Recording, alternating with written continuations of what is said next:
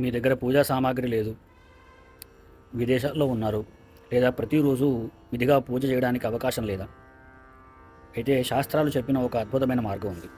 అదే శివ మానస పూజ. కళ్ళు మూసుకొని మీ హృదయంలో పరమశివుణ్ణి, పార్వతీదేవిని అందమైన దివ్య స్వరూపాన్ని ధ్యానించండి.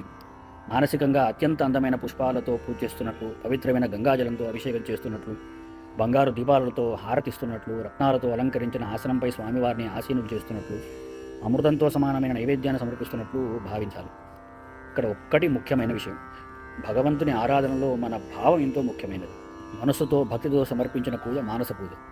శాస్త్రాల్లో దీనికి ప్రత్యేకమైన విధానం కూడా చెప్పబడింది. అదేంటంటే, ఓం లం పృథివ్యాత్మకం గంధం పరికల్పయామి. నేను పృథివీ స్వరూపమైన గంధాన్ని అంటే చందనాన్ని మీకు సమర్పిస్తున్నాను. ఓం హం ఆకాశాత్మకం పుష్పం పరికల్పయామి.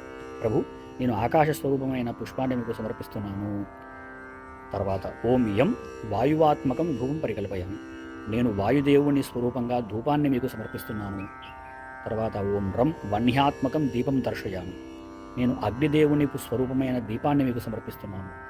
తర్వాత వం అమృతాత్మకం నైవేద్యం నివేదయామి. ప్రభు, నేను అమృతంతో సమానమైన నైవేద్యాన్ని మీకు సమర్పిస్తున్నాను.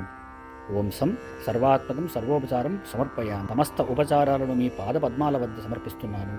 ఈ శ్రావణ మాసంలో ప్రతిరోజు కొన్ని నిమిషాలు పరమశివుణ్ణి ధ్యానిస్తూ భక్తితో మానస పూజ చేయండి. మరియు ఆది శంకరాచార్యుల వారు రచించిన సుప్రసిద్ధ శివ మానస పూజ స్తోత్రం పూర్తి అర్థంతో నా యూట్యూబ్ ఛానల్లో అందిస్తున్నాను. పూర్తి స్తోత్రాన్ని వినడానికి యూట్యూబ్లో తప్పక చూడండి. హర హర మహాదేవ్.